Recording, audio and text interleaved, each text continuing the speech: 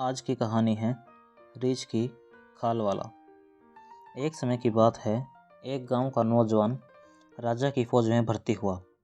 जिस समय उसके देश के राजा की लड़ाई दूसरे देश के राजा के साथ हुई, वह अन्य सिपाहियों के साथ बड़ी बहादुरी से लड़ा और हमेशा सबसे आगे ही रहा।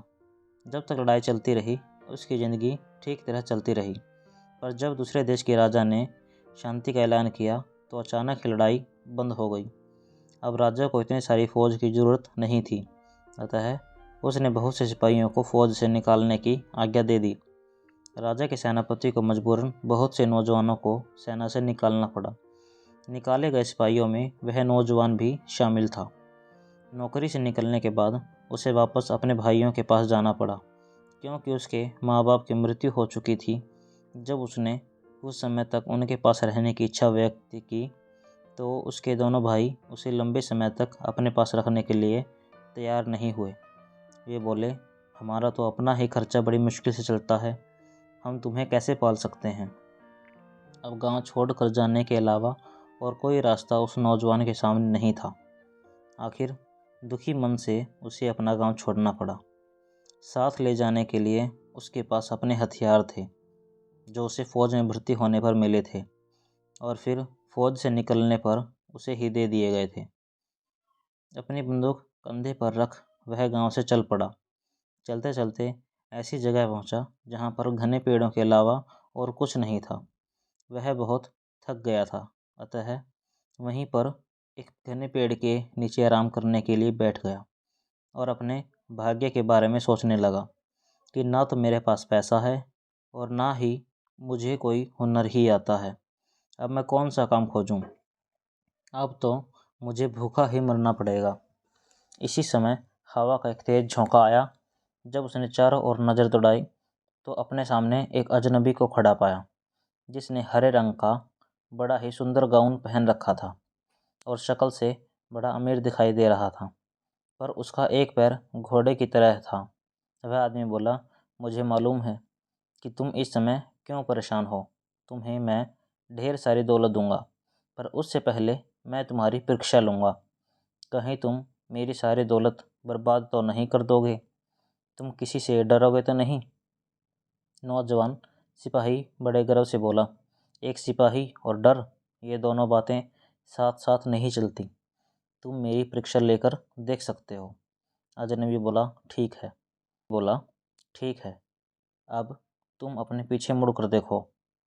नौजवान ने अपने पीछे मुड़कर देखा तो पाया कि एक बड़ा रीछ उससे कुछ दूरी पर खड़ा उसे घूर रहा था।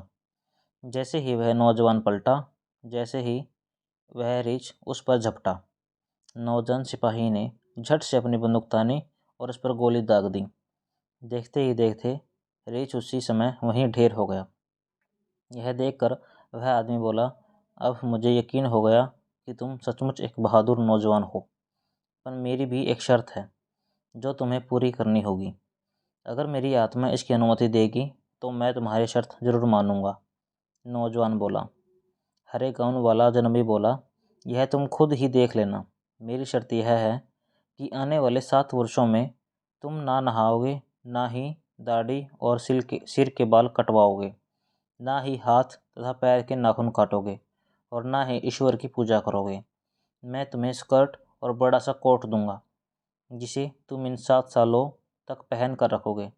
अगर तुम इन 7 सालों के बीच में भी मर जाते हो तो तुम मेरे हो, पर अगर तुम जीवित बच जाते हो तो मैं तुम्हें अपनी शर्त से आज़ाद कर दूंगा और इतना सारा धन दूंगा जिससे तुम्हारी सारी ज़िंदगी आराम से गुजर सकेगी। तुम्हारे कोट की जेबें हमेशा धन से भरी रहेंगी। नौजवान सिपाही, जिसे अपना भविष्य अंधकार में दिखाई दे रहा था, ने कुछ देर सोच विचार करने के बाद उस अजनबी की सारी शर्तें मान ली। तभी उस अजनबी ने मरे हुए रीछ की खाल उतारी और उस नौजवान के हाथों में देकर बोला, आज से यही खाल तुम्हारा ओवरकोट है और यही तुम्हारा बिस्तर। आज से तुम किसी और बिस्तर पर नहीं सो सकते। फिर उसने वही खाल उस नौजवान के कंधों पर डाल दी और उसे एक नया नाम भी दे दिया। वह नाम था रीछ की खाल वाला। इतना कहने के बाद वह अजनबी अचानक कहीं गायब हो गया। नौजवान सिपाही ने जब उसे कंधे पर डाला तो वह एक ओवरकोट बन गया, और जब उसने इस ओवरकोट की जेब में हाथ डाला तो देखा कि उसकी जेब में पैसा ही पैसा था। उस अजनबी की बातें सचमुच ही सच निकली। अब वह नौजवान सिपाही भी उस घने जंगल से बाहर निकला। उसने मन ही मन सोचा कि अपनी मजबूरी के कारण उसे उस शैतान की सारी शर्तें माननी पड़ी हैं। वह ईश्वर की प्रार्थना भी नहीं कर सकता, पर वह इस धन से गरीब लोगों का भला तो कर सकता है। इतने सारे धन को उसे क्या करना। एक साल तो किसी तरह बीत गया, पर दूसरा साल शुरू होते ही उसका सारा मुंह दाढ़ी और सिर के बालों से ढक गया। हाथों और पैरों के नाखून भी बहुत बढ़ गए। महीनों ना नहाने की वजह से पूरा शरीर मिट्टी से भर गया। जो कोई भी उस नौजवान को देखता डर कर भाग जाता। पर जब वह अपने जेब से निकाल कर लोगों को पैसे बांटता तो कुछ उससे पैसे लेने उसके पास आ जाते थे। वह उन सब से अनुरोध करता कि वह ईश्वर से उसके लिए प्रार्थना करे कि वह इन 7 सालों के बीच में मरे नहीं। पैसे लेने वाले लोग उसके लिए प्रार्थना करते। वह जहाँ कहीं भी रहने के लिए जगह ढूंढता तो घर का मालिक डर के मारे उसे अपने घर में जगह देने से भी कतराते थे। अगर वह किसी सराय या होटल में जाता तो मालिक उसे दूर से ही भगा देते। पर जब वह उन्हें ढेर सारा पैसा दिखाता तब कहीं जाकर उसे रहने के लिए कोई अकेला सा कमरा वह दे देते। इसी तरह धीरे धीरे 3 साल बीत गए और चौथा साल शुरू हुआ। अब तो उसकी शक्ल बहुत ही भयानक हो गई। रीछ के बालों के कोट की तरह ही उसकी सारी शक्ल हो गई थी। लोगों को यह पहचानना भी मुश्किल हो गया कि वह कोई आदमी है या 2 पैरों वाला कोई वन मानुष। चौथे साल में एक बार घूमते घूमते एक सराय में कुछ दिन रहने के लिए पहुंचा, पर सराय के मालिक को केवल उसकी आवाज़ ही सुनाई दी। उसका चेहरा उसे दिखाई नहीं दिया। उसके पास खड़े रहना भी उस सराय के मालिक के लिए मुश्किल हो गया, क्योंकि उस नौजवान के शरीर से बहुत बदबू आ रही थी। उस सराय के मालिक ने अपनी सराय में तो क्या, अपने अस्तबल में भी उसे ठहरने के लिए जगह देने से इनकार कर दिया, क्योंकि उसे डर था कि कहीं उस आदमी की शक्ल देखकर उसके घोड़े अस्तबल छोड़कर ना भाग जाएं। जब नौजवान सिपाही ने उस सराय के मालिक के सामने ढेर सारा पैसा रखा तो उसने सराय से दूर नौकरों के लिए बनाए गए कमरे में उसे रहने के लिए अनुमति दे दी, पर उससे वचन लिया कि वह जब तक वहाँ रहेगा तब तक अपने कमरे से कभी बाहर नहीं निकलेगा, नहीं तो उसके डर से कोई भी उस सराय में रहने नहीं आएगा। नौजवान सिपाही ने उसकी सारी शर्तें मान ली, पर जब शाम के समय नौजवान सिपाही अकेला अपने कमरे में बैठा सोच रहा था कि उसके 7 साल पूरे क्यों नहीं हो रहे हैं, वह इतनी भयंकर ज़िंदगी और कैसे जी सकता है, तभी उसे अपने बराबर वाले कमरे से किसी आदमी की ज़ोर ज़ोर से रोने की आवाज़ आई। वह बड़े ही दयालु प्रकृति का इंसान था, अतः अपने कमरे का दरवाज़ा खोल कर बाहर निकला। उसने देखा कि साथ वाले कमरे में एक बूढ़ा आदमी अपना सिर पर पीट पीट कर रो रहा है। रीछ की खाल वाला वह नौजवान उसके पास पहुंचा तो उसकी चीखें बाहर तक सुनाई देने लगी। वह बूढ़ा डर के मारे अपने कमरे से भागना चाहता था। तब नौजवान सिपाही ने उसका हाथ पकड़कर उसे भागने से रोका और बड़े ही प्यार से उसे रोने का कारण पूछा। उस रीछ की तरह दिखाई देने वाले आदमी से इंसान की आवाज़ में बातें करने पर बूढ़े आदमी का डर कुछ कम हुआ। उसने बताया कि वह जुए में सब कुछ हार गया है। उसके पास अब एक पैसा भी नहीं है। वह सराय का बिल भी नहीं चुका सकता। अब उसे इस सराय का मालिक जेल भेज देगा। वह नौजवान बोला, तुम पैसों की चिंता मत करो, मेरे पास बहुत पैसा है। इतना कहकर उसने अपनी जेबों से ढेर सारा पैसा निकाल कर उस बूढ़े के हाथ में रख दिया और अब बोला, अब तुम्हें रोने की और दुखी होने की ज़रूरत नहीं है। तुम इस सराय का पैसा चुका सकते हो। इतना कहकर उस नौजवान ने उस बूढ़े को और ढेर सारा धन देकर अपने घर ले जाने के लिए दिया।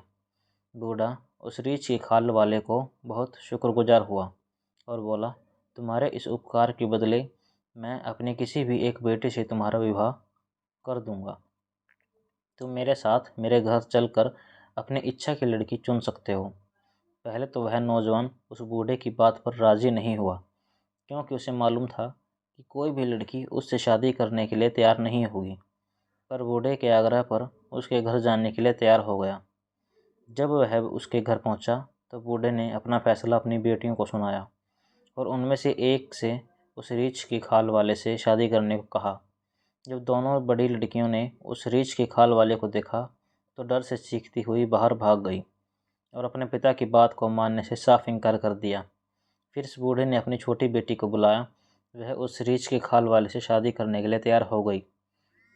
इसी आदमी ने उसके पिता को जेल जाने से बचाया था और उसे ढेर सारा धन भी दिया था। उसे लगा कि यह आदमी जरूर कोई भला इंसान होगा, नहीं तो कौन किसकी सहायता करता है। नौजवान ने अपने हाथ की अंगूठी उतारकर उस लड़की को दे दी और उसकी अंगूठी खुद पहन ली। और फिर वह उस लड़की से बोला, मैं तुमसे अभी शादी नहीं कर सकता, क्योंकि मुझे अभी इसी हालत में रहकर 3 साल और गुजारने हैं। अगर मैं इन 3 सालों में मर गया तो तुम पूरी तरह से आज़ाद हो। अगर मैं जीवित रहा तो आकर तुमसे शादी करूँगा, पर मेरे लिए ईश्वर से प्रार्थना करो कि मैं जिंदा रहूँ। इतना कहकर वह उस बूढ़े आदमी के घर से चल पड़ा। उस भोली भाली लड़की ने उसी दिन से उसे अपना पति मान लिया और निर्णय किया कि वह तब तक काले कपड़े ही पहनेगी जब तक वह उसका होने वाला पति वापस आकर उससे शादी नहीं करता। उसकी दोनों बड़ी बहनें उसका मजाक बनाती और उससे कहती, तू भी कितनी भोली है, वह कोई आदमी है? वह तो 2 पैरों वाला रीछ है, वह तुझे भी कभी मार डालेगा। तू पिता की बातों में मत आ। एक लड़की वन मानुष से कोई शादी कर सकता है, पर उस लड़की को ईश्वर पर पूरा भरोसा था। उसे विश्वास था कि ईश्वर जो भी करेगा अच्छा ही करेगा। वह चुपचाप उनकी बातें सुनती रही।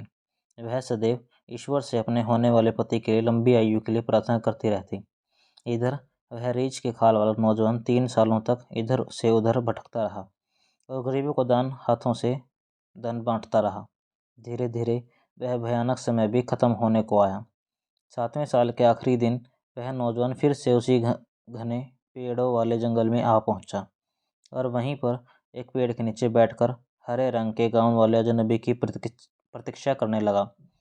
उसे बैठे अभी थोड़ी ही देर हुई थी कि एक आंधी आई और वह हरे गाउन वाला अजनबी उसके सामने आकर खड़ा हो गया। बोला, तू जीत गया, तू मेरी तरफ से आज़ाद है, अब तू जहाँ चाहे जा सकता है। रीछ की खाल वाला नौजवान बोला, अभी तुम कहाँ जाते हो? मुझे पहले मेरी पुरानी शक्ल वापस करो। अजनबी ने खुद रीछ की खाल वाला उसका कोट उतारा, उसे नहलाया और उसकी दाढ़ी सिर के बाल काटे, हाथ पैरों के नाखूनों को काटा। फिर उसे नए कपड़े पहनने को दिए और बोला, तेरी जेबें हमेशा से ही पैसों से भरी रहेंगी, क्योंकि इन 7 सालों में तूने दिल खोल कर गरीबों की सहायता की है। इतना कहकर वह शैतान जैसा आया था वैसे ही अचानक गायब हो गया। अब वह नौजवान सुंदर कपड़ों में बिल्कुल राजकुमार लग रहा था। अब उसे उस लड़की की याद आई जिससे 3 साल पहले उसने शादी करने का वादा किया था। उसने लड़की की अंगूठी अपने जेब में रख ली और 4 घोड़ों की बग्घी में बैठकर उस बूढ़े के घर की ओर चल पड़ा। जब वह उस बूढ़े के घर पहुंचा तो उसे बूढ़े की सबसे बड़ी बेटी मिली, जो उसे देखती ही रह गई और मन ही मन उसे विवाह करने की सोचने लगी। पर वह उसे वहीं छोड़कर सबसे छोटी बेटी को ढूंढने लगा। तभी उस बूढ़े की मंझली लड़की मिली। वह भी उससे शादी करने की बात सोचने लगी, पर उससे बिना कुछ बोले वह नौजवान आगे बढ़ गया और अंत में एक छोटे से कमरे में पहुंचा, जहां उसकी होने वाली पत्नी काले कपड़े पहनकर ईश्वर की पूजा कर रही थी। वह चुपचाप उसके पास पहुंचा और उसकी अंगूठी उसके सामने रख दी। लड़की अंगूठी देखकर पहचान गई कि यह वही आदमी है जिससे शादी करने के लिए वह राजी हो गई थी।